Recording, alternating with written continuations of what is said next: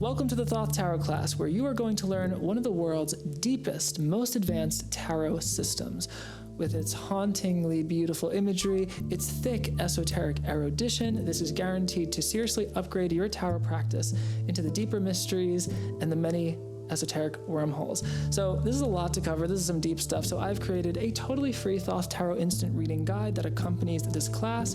You can download this in the link in the description or somewhere wherever this piece of content lands in the multiverse. And yeah, this is going to be fun. Get your notebook out. Let's dive right in. Hi, everyone. Thanks so much for hanging out with me and geeking out with me on tarot and mysticism and the occult. First, I'm going to tell you a little bit about how I got into the Thoth Tarot really briefly, because that's actually going to prep you for the context of what we're talking about. So before we start, my name is Joe Monteleone. I am a modern mystical misfit, and I created something called the Tarot Mysticism Academy, where I teach people a lot about tarot's mystical philosophy in terms of how to use it for their own deeper levels of peace and personal development and the higher occult mysteries of the universe, all that jazz. That's what I'm into. I'm a sucker for the mysteries. Total sucker for the mysteries. And yeah, so we'll geek a little bit about that. So I started tarot really young. I was like 10 years old or something. Really weird age to start tarot. I found tarot and I was like, this is what I came for. And it was really fun and did it for a few years. And then sometime in my early 20s, what I soon discovered is that there was this whole esoteric side of tarot. Like, it wasn't just about divination or, insight or like messages. It was an expression of the universe and pure being. And, in some ways, the ontological anatomy of the occult mysteries. And I was so into that. And I literally said to the universe, I was like, this is what I came for. Yes, this is what I incarnated for. So that led me into studying many of tarot's connected disciplines, namely Hermetic Kabbalah and astrology, and by extension, Hermeticism, Neoplatonism, non-duality, and other forms of mysticism in different cultures. And I was so into this stuff. I was so into the esoteric and into the Golden Dawn and magic and stuff. And I was like, this is what I came for. Okay, so fast forward years later, I've had this background of deep study into all of this stuff and the Thoth deck as well. I was drawn to the Thoth deck because the Thoth deck, the Rider Waite Smith deck can be very esoteric, but it's implied. And the Rider Waite Smith tarot deck was not intended to be an esoteric tarot deck. It can be, I'm not saying it can't, but it was not intended to be that way. It was essentially built for the masses, right? And yes, Hermetica, Plato, this is a lot of this stuff. So much of the Western mysteries come down to Plato, which Plato, what did Plato really do? He kind of took Empedocles and earlier mystic philosophers and tried to put it into logic, but it does not work because it's mysticism. But yeah, it all descends from that kind of stuff. Okay, so I was talking about Rider Waite Smith versus Thoth Tarot. So Rider Waite Smith is not explicitly esoteric. It was built for the masses. Again, that's not a bad thing. But the Thoth Tarot was built explicitly esoteric, meaning it maintained a lot of the system that was developed by the Hermetic Order of the Golden Dawn, which, if you don't know, they were a magical order of a lot of people with a lot of money and a lot of time on their hands that put together a magical system which influences so much of Western esotericism and tarot today. The artist of the Thoth deck was Lady Frida Harris, and the person who directed the creation of the deck was Aleister Crowley, dun dun dun, the Lord Voldemort of the occult revival. And I'm not going to go big into Crowley because there's so much stuff out there you could find. I'm going to focus more on the Thoth deck, but all I can say is you're not going to get Crowley cooties by studying the Thoth deck, and really there's no need for any fear because his dark energy is not in the deck. You can just let that go. It's not even a problem. Or make it a problem. It's up to you. But yeah, so Aleister Crowley he pissed off more than a couple occult societies by revealing their secrets. So he was not afraid to do that with the Thoth deck. So in the Thoth deck, he was very explicit in this book right here, if you read this book, you'll read it and you'll be like, what the hell is this guy talking about? What he's talking about is a synthesis of esoteric systems that he started with from the Hermetic Order of the Golden Dawn and developed on his own in his own magical practice and research and pioneering of the astral realms and beyond and Enochian magic and channeling books and all this fun stuff. So this was one of the last things Aleister Crowley wrote, was the Book of Thoth. And at the end of his life, he was like, screw it, I'm just going to give it all. And he gave it all, you know? He gave it a lot. Lots of references in here to a lot of occult secrets, and there's many layers to this stuff. So the reason why I'm kind of going into this is I want you guys to know that the Thoth deck is not intended necessarily to be a tarot deck that you use merely for divination. And if you use it merely for divination, that's fine. It's totally cool. I use it for divination all the time, but that was not the original intention. The intention, one of the intentions of the creation of this deck was to create an updated tarot system with all of Aleister Crowley's findings as a magician, as an occult researcher, as a crazy person, whatever you think, but also as a deck to really put the mysteries on blast in a way. And so when I was studying this deck and I discovered, I was like, I found this deck when I was really young, but I wasn't ready for it. It took me years to be able to be like, okay, now I'm ready for this. And I literally remember the day I looked over, I was laying in bed. I have a lot of mystical experiences when I'm in bed. I'll get to them later. But I looked over, I was laying in bed. I look over to the deck and I'm like, the deck that I got when I was like 10 years old. And I thought, it's time. It's time. And by that point, I had studied astrology, I had studied Kabbalah, I had studied some healing work, I had studied magic, a little bit, not a lot. But I had a background. I had like a background of the kind of Western esoteric structure. And so I was like, yeah, it's time. And I cracked open this bad boy, and the rest was history. What I found was not a tarot deck that's going to make you feel good, and not a tarot deck that's going to predict the future, and not a tarot deck that's going to tell you what your ex is thinking about you, but a pictorial expression of pure existence. Pure existence. And the highest expression I have found of love. Yes, the highest expression of love. And you might say, how could you say that? Aleister Crowley made that deck, and he was the wickedest man in the world, and he was a devil worshiper, and he drank cat's blood and killed a cat and did this and that. And it's like, just stop. It's way more complicated than that. It's way more nuanced than that. And it's so much richer than that. And I'm not going to go into Aleister Crowley's history. You don't have to support Aleister Crowley. He said a bunch of horrible things. He wasn't he had his ignorance and his bigotry and whatever. But the deck itself came through Aleister Crowley, through energies or entities or things that were not just him, and ultimately create a tarot deck that shows you I think, the highest forms of love as an expression of just pure being. And this is very sophisticated stuff because Aleister Crowley was not the first person to explore this. Every mystic, every occultist, every philosopher, at least the older ones like Hellenistic ones and Parmenides and Plotinus, and they're all looking for this ultimate truth, the mystical experience, which this deck ultimately illustrates through different levels. So when I found this Thoth deck and I started playing around with this, I thought to myself, this is what I came for. But of course it didn't end there, because just when we think we're like so excited, like we found the thing, we find something even better. So I was reading the Thoth deck for a long time, as a professional, and using it and studying it and having a lot of fun and going deeper into that.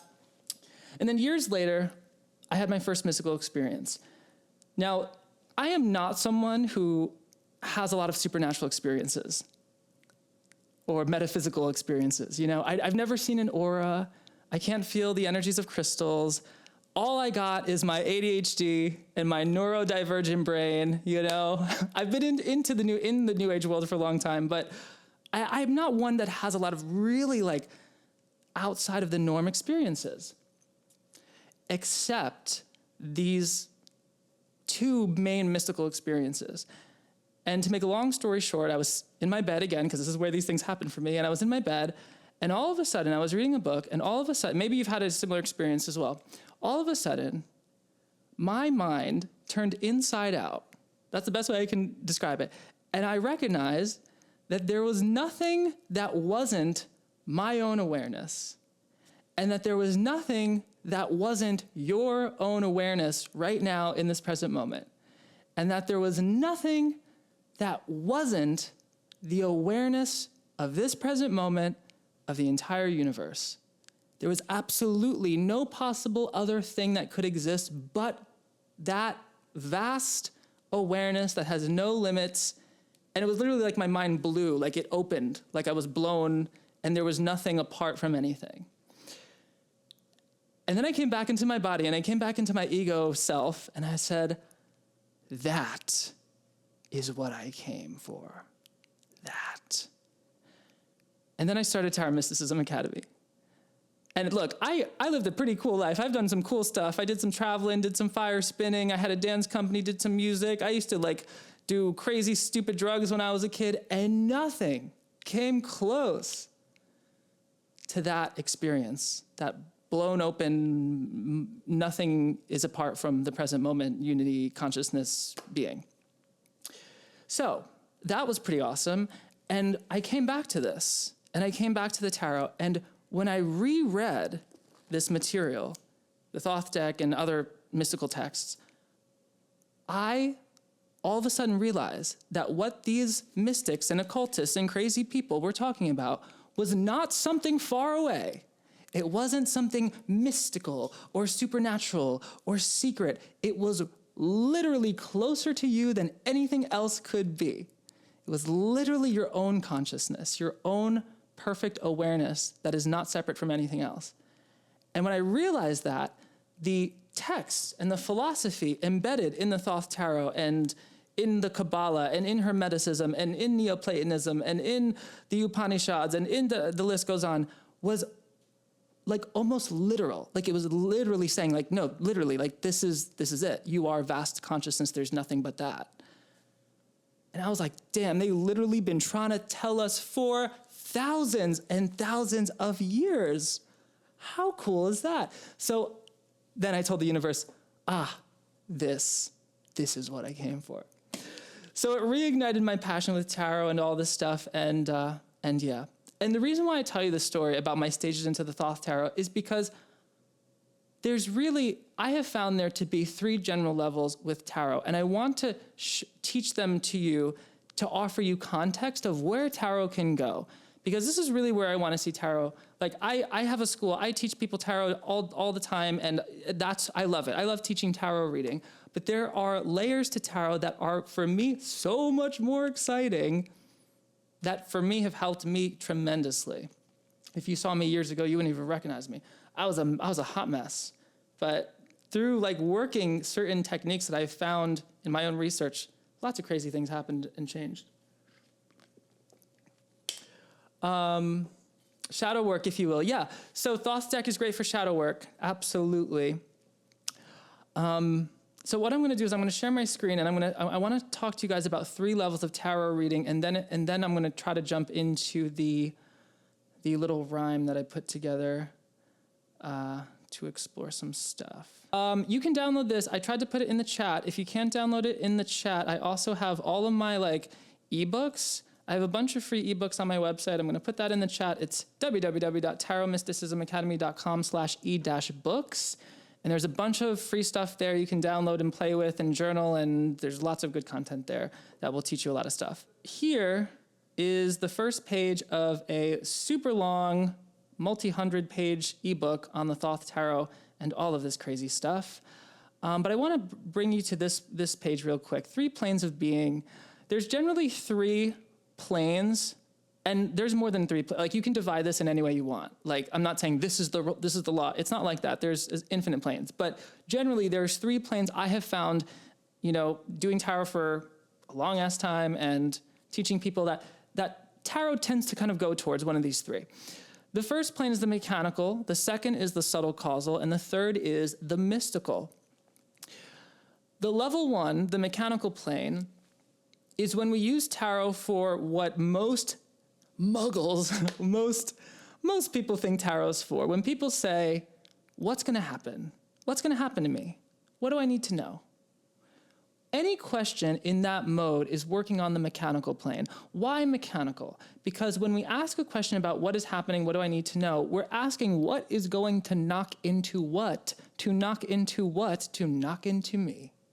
We're looking at a slightly Newtonian universe where things cause other things and matter knocks into matter. We're looking at what's going to happen to our bodies, where we're going to be, with who, and what events will take place through time. And that is totally cool, and you can rock somebody's world with that. And I love it, and I've been doing it for years. It's great. Okay, what happens when you get bored of that? Well, there's another plane. There's the subtle causal plane. When you get bored of the mechanical plane, you start asking questions like, who am I? It's less about what's going to happen to me, and it's less about what do I need to know, and it's less about where's my body going to be in space at what time with who in the future, and more about who am I right now. Because in the subtle causal plane, time starts to dissolve. And it's in the subtle causal plane that we access all of the juiciness of the archetypes and the subtle world and the energies in the body. To make it simple, it's the mind. It's all the craziness, all the horrors and glories in this thing, in that space between your ears. It's your dreams, it's your subconscious and the collective unconscious and the objective psychoid, if you will. It is at this place where the tarot becomes not so much a tool for fortune telling, not even so much a tool for insight into events, but a tool for reflection into who we are. And that's where your shadow work comes in.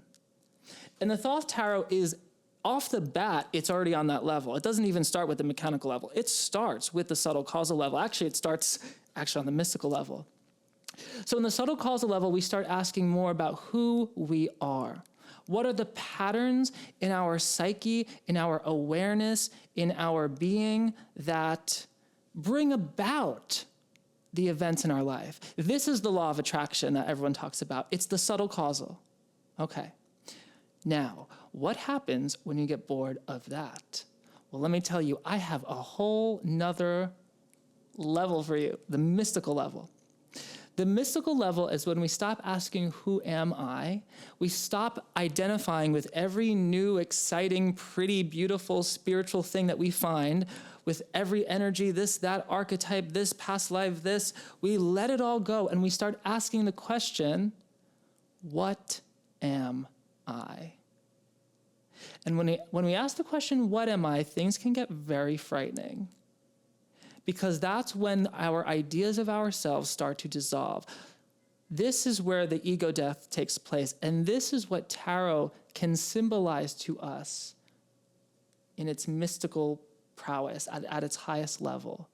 So this is where we start to merge with everything and have that mystical experience. And this is the moment of recognizing, oh my God, there is nothing that's not the awareness of this moment. And everyone that's watching and being with me right now, that is it.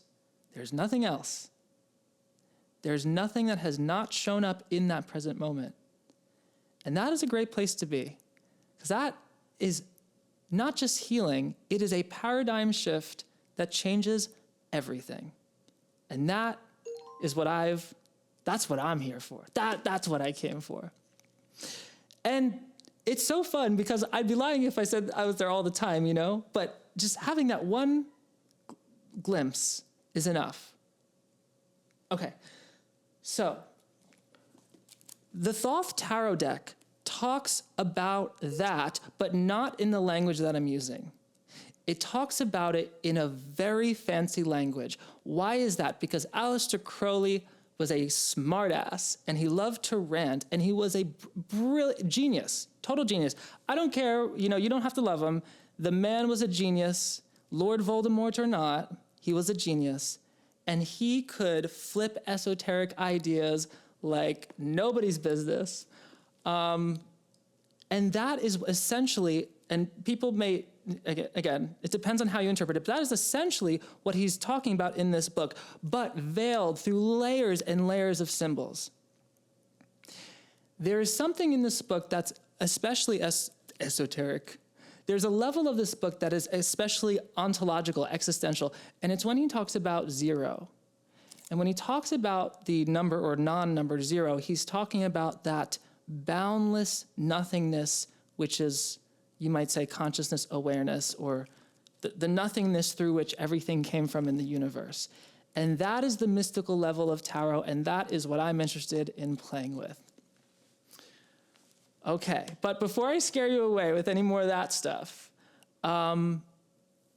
let's talk about differences between the Thoth Tarot deck and Rider Waite Smith. And by the way, if you read the Book of Thoth, you're not going to, like, what I'm describing to you is a different way of accessing that knowledge. When you read the Book of Thoth, you're going to get symbols, you're going to get references to the Book of the Law, you're going to get Kabbalah, astrology, you're going to get all types of systems, but essentially they're all pointing, or the symbols and the systems are all act as a wardenship of that divine zero.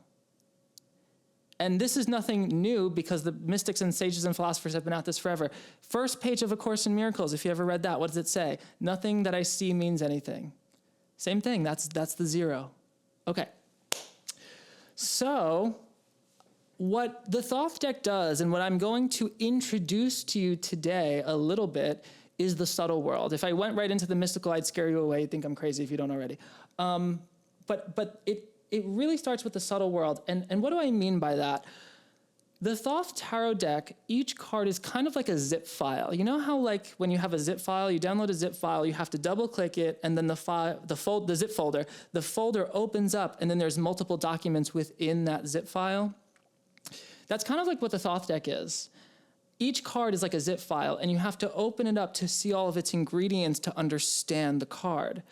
So when we're using the Thoth Tarot in readings, each card you have to unpack to see all of the forces at play. One of the things I used to do was, like, I would give like 20, 30-minute readings with one card, and it would impress people a lot, because back in the day, you know, if you were using a lot of tarot cards in your reading, like, you were a beginner, and if you were only using like a couple cards, you were really advanced. It's not true. It was just a trend. I don't know when I was growing up, but they pack a punch, they pack a lot of stuff. And that's because the Thoth Tarot is connected to multiple disciplines, namely the astrology and the Hermetic Kabbalah. Those are the two big ones. And these, everyone here knows astrology. Some people probably know Hermetic Kabbalah. Kabbalah in general is a tradition of mysticism that comes from Judaism. And it is the anatomy of God. And it will rock your world. It'll melt your brain. It's great. So be careful. Hermetic Kabbalah is the later adaptation and remix of Jewish Kabbalah by Christians, then Hermeticists, and other people in the Renaissance, more post-Renaissance, I guess. And it made its way into occult circles. And it bridges a lot of things together, Tantra. It's essentially Kabbalah plus Tarot and all of the Western esoteric curiosities, the things that they were getting their hands on, Tantra, Hermeticism, some Christian mysticism, different things. But yeah, it rocks your world. And the reason why this deck is working on the subtle plane is because it's so connected to these systems that are filled with abstraction. So the Thoth Tarot deck is filled with abstraction, filled with symbolism that points us to very subtle patterns of not just being human, but being, like literally being. It shows you the patterns of pure existence. That's what mysticism does. It points you to pure being. It's the highest form of meta. Meta being the ultimate being anything that's self-referential. Self-referential, I can't talk. Consciousness becoming aware of itself. So I'm going to go through a little rhyme with you guys, and we're going to actually take it down a notch before I scare you away. I'm going to stop sharing this, and I'm going to share with you the Thoth Tarot Instant Reading Guide, which you can download. I put it in the chat, but again, if you don't have the chat, you can get it at tarotmysticismacademy.com/e-books Thoth Tarot Instant Reading Guide. Holy crowly, you've arrived. To my Thoth Tarot Instant Reading Guide, your virtual astral journey was long. Now you'll never get a reading wrong. You're shuffling consciousness in your hands, watching Babylon and Shakti dance. You can't mess this up, so don't worry. Focus your mind on your query. Pull a card and be sincere. If the card's a suit, then start here. Okay, so I'm going to see if I can fly through this bad boy. You'll know some of these ideas. Wands are fire, business, desire, and the spirit up above. Cups are water, intuition, and love, the womb of life, spirit in our blood. Okay, so in the Thoth deck, yes, we have the same elements, but they have a little bit of a different connotation. They're much more sexual. The Thoth Tarot deck is sexual AF. You'll see phallic symbols upon phallic symbols, and that is because Crowley was sexual AF. He loved to have a good time. Can we blame him? And the sex in the Thoth deck is not just referring to sex, it's also referring to certain aspects of ritualistic sex that I won't say much about, but it also refers to the sex of the universe, the pure sex of the polarity of gender. And I don't say that in like a man versus woman sense. I actually mean that in a mystical sense. The sex of the Thoth deck, if you really study these symbols and trace them and follow their history, what you eventually find is that the dance that is happening between fire and water, the wands and the cups, Shiva and Shakti, Purusha and Prakriti, above and below hermetically, right? Shiva and Kali, Shakti, all of the dance is between the experience of the subject and the object, or rather, the subject and the object. The subject, which is your consciousness, and the object of your consciousness, which is me right now in this moment, or whatever else is your attention is going to. That's the dance, right? We're having this dance right now. Can you feel it? Can you feel it? That's the dance. It's the sex of the universe. Look how much fun we're having. So let's move on to air and earth. There's lots to unpack here. Swords are air, ego, and mind, the spirit's intellectual signs. Discs are earth, matter, wealth. The spirit now reflects itself. So the elements in the Thoth deck show us a creative process that starts with fire and ends with earth. And it zigzags between the extremes of the sacred masculine and the sacred feminine, which you can find echoed in every mystical traditions. I think it's recorded. I think it is, yes, it's recorded.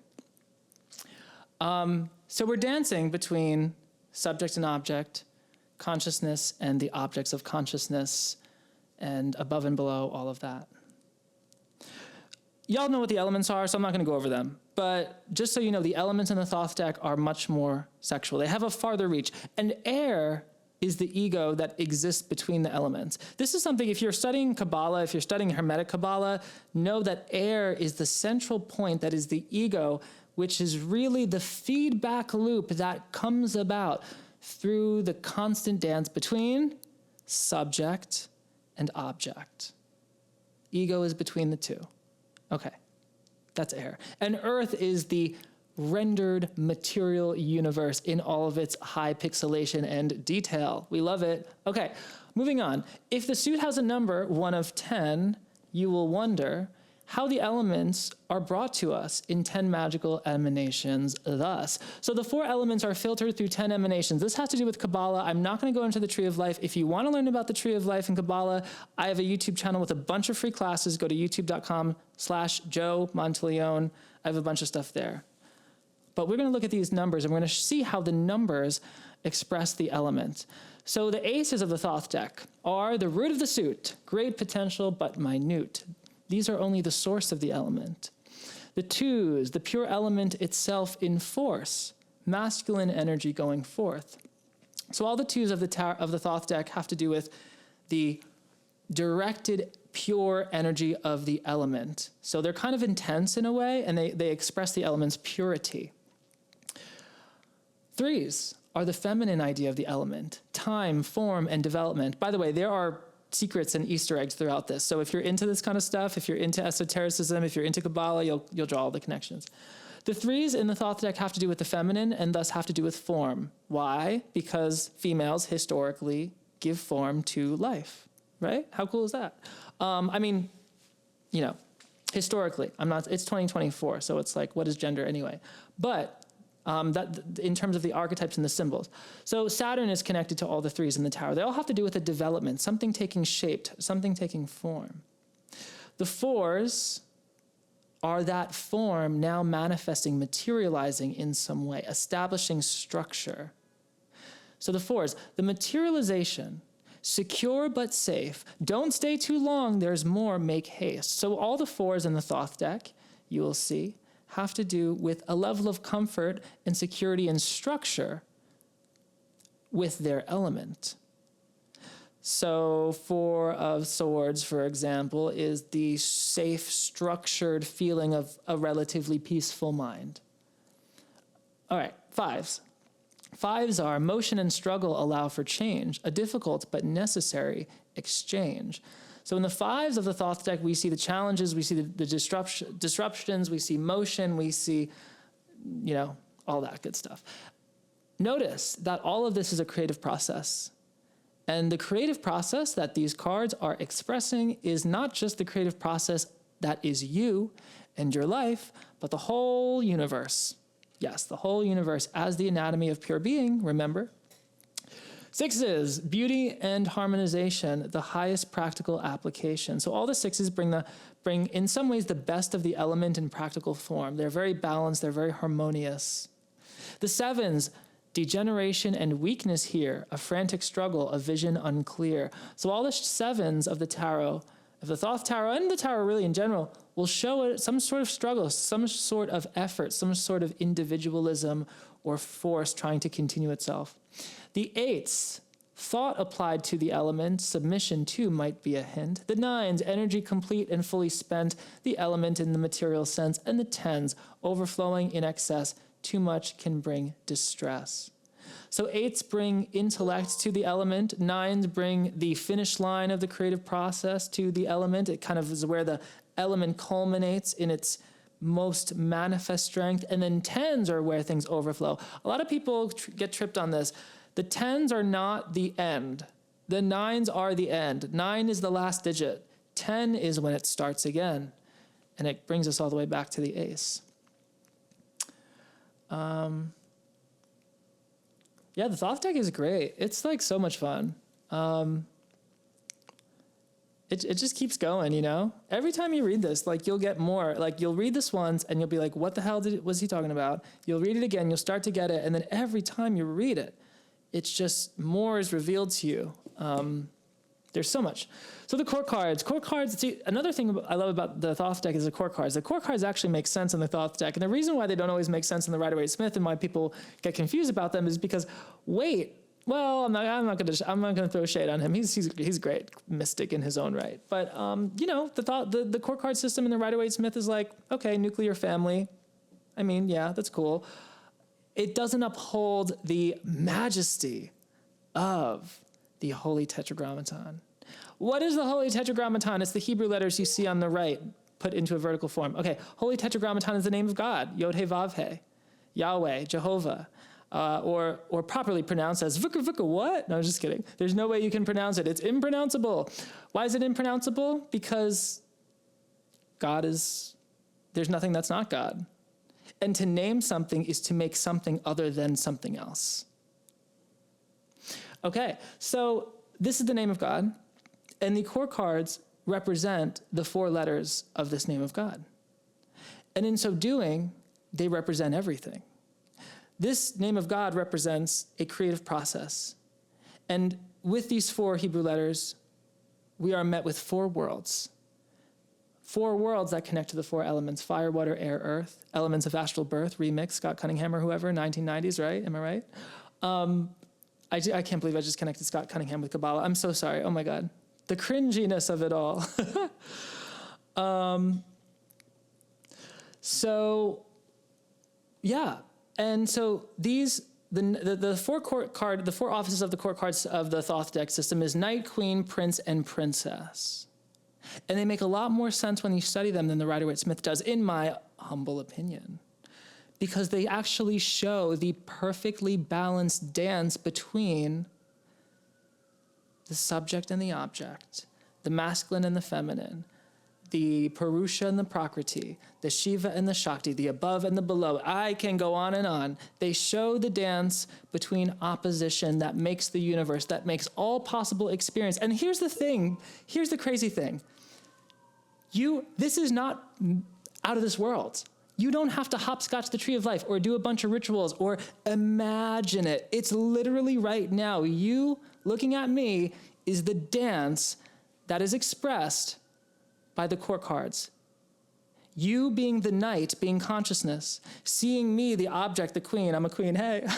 but in that dance, the knight and queen come together and they create a prince, which is your mind going right now. Your very mind having thoughts about what I'm saying, that's the prince. And the way that those thoughts are trickling into your body and your nervous system right now, shifting the way that your life is, that's the princess. It's all right now. I love demystifying this stuff because it actually makes it more powerful. So I guess in this moment, I want to do a quick pitch. If you want to really study the Thoth deck, I do have a lot of free classes on my YouTube channel, youtube.com/Joe Monteleone. And I'm going to actually add some more stuff. I'm starting a podcast. And I got some other really cool things I'm going to be releasing soon, some really deep stuff. I'm starting a podcast on this book. We'll see how far it goes. And if you really want to dive super deep in this, I also teach something called the Thoth Tarot Mastery Course. It's the culmination of actually a year of study.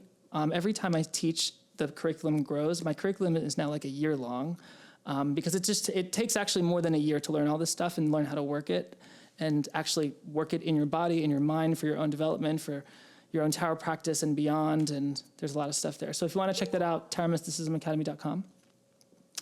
But yeah, okay, done with the pitch. Let's keep going. Let's go into these majors. These majors are really where things get even more trippy. These majors have a lot of associations. And on the right side of this guide, you'll see these images. And you might be like, what are these random images doing there? These images are connected to the Hebrew letter associations of the cards. Each one of these cards has a Hebrew letter association. And that Hebrew letter association gives it more meaning and places it on the tree of life over here in a certain way. And these Hebrew letters help us discern the more subtle aspect of the card. And this is what I mean when I say that this deck is all about the subtle, shameless promotion. I'm a Capricorn, I can't help it. The Hebrew letters and all these ideas point to the more subtle concept of the card. Now, the subtle concept of the card is much more abstract, okay? So because of that, it's not always the most practical, but at the same time, it kind of is. So let's jump in. The Fool is Pan, everything, the Big Bang, trust, and happening. Harpocrates and Parsifal, the void, the truth, and the all. The Magus has wisdom, alacrity, craft, cunning, and deceit. The Priestess influences with pure grace, fluctuation, and a change of pace. That's all because she's connected to the Moon card. Just as an example, the Priestess is the Hebrew letter Gimel, which when spelled out means camel. And the camel is a symbol of a place on the tree of life in mystical ascent or the great work or whatever you want to call it, where you essentially have the final ego death. And you have to go through the desert, the lifeless desert, because no life exists there because it's a void. The Empress is the mother, the door of love to one another. Literally, the Hebrew letter is Dalet, which means door. The Emperor is government, also the self-uncovering. The Hierophant explains, provides spiritual teachings, this very guide. Ooh, meta, love that. The Lovers represents creation by division and relation. So the Lovers card, I'll talk about it forever, but so much stuff here. This is the creation of the universe through division. This is what divides, essentially, your experience of yourself and the object of your awareness, which is me, is part of the Lovers. But also there's a bunch of other things to it. There's a whole ritual with this card. The Chariot triumphs with hope and victory, authority under authority. Adjustments, karma always wins. Ma'at balances with a grin.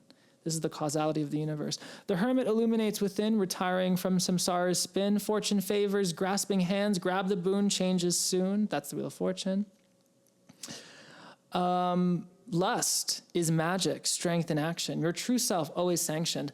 So the lust card instead of the strength card of the Rider Waite Smith, because this card is Crowley says that lust is the joy of strength exercise. This is an illustration of the goddess Babylon, which is kind of a Crowley original in his mythology or in his religion, in his work, and she's really fun.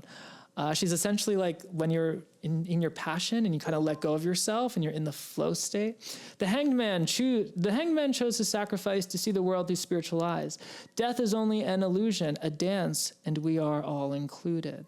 Art combines unlikely things, alchemical entangling. The devil has an ambitious claim, blind impulse, the material game. That's me, the Capricorn. The tower causes sudden loss. Off our fortress we are tossed. The stars hope a clear vision. Infinite space has a secret mission. This card is an illustration of Nuit, which is one of the goddesses, the goddess of Aleister Crowley's religion. And he kind of has a religion too, by the way. It's called Thelema, which is Greek for will. And it's very interesting stuff. It's very deep stuff. You can find more information about that elsewhere. The moon deceives with hysteria. The dark night of the soul is in everyone. The sun is glory, gain, and riches. Heru Raha's powerful conditions. So the sun card shows Heru Raha, which is the sun god in Crowley's system, which is this twin deity, which is actually a very vengeful and war deity, but it's more complicated than that. The Aeon is your final choice. Ascend to Horus and rejoice. So this card, the Aeon, is an illustration. I'll throw the link in the chat real quick. The Aeon is an illustration of the Stele of Revealing, which is a Egyptian stele that Crowley found that kind of helped him develop and or channel his religion and these deities. It shows three deities, Hadit, Nuit, and Ra-Hor-Khuit, and they are, or Hadit, Nuit, Ra-Hor-Khuit, and they are these deities that Crowley channeled in the Book of the Law, and they're pretty wild. They're a fun time. And this last card, one of my favorite ones, the universe, the grand finale, fulfilled, endorsed, the final tally. If you can climb a sacred snake, a brand new universe you will make. So there's one important symbol on this card that I want you guys to walk away with and never forget because it's so cool. Notice she's stepping on the head of the snake. This is a Kabbalistic symbol. And one interpretation of this is that we are this princess right here, and we are waking up, and in so doing, we are stepping on the snake. Now, what does the snake symbolize? It symbolizes, amongst many things, our very DNA. It symbolizes the very dance between life and death. It symbolizes the very samsara we are trying to escape. It symbolizes the very ignorance and gnosis of the Greeks. It symbolizes the ignorance and knowledge of Brahman, that dance between ignorance and coming into knowledge of Brahman in the Vedanta. It symbolizes the very lifting up from the world of illusion, the matrix, Maya, whatever you want to call it, into that mystical experience that I told you guys about earlier, that moment where you realize, oh my God, there is nothing but this. Cool. Thank you guys so much for coming here with me. If you're interested in tarot mysticism craziness, again, you'll find more classes. I have a bunch of free stuff, again, on my YouTube, tarotmysticismacademy.com. Download the ebooks, tarotmysticismacademy.com/e-books. Thank you all so much. So much love to you. See you in the next wormhole.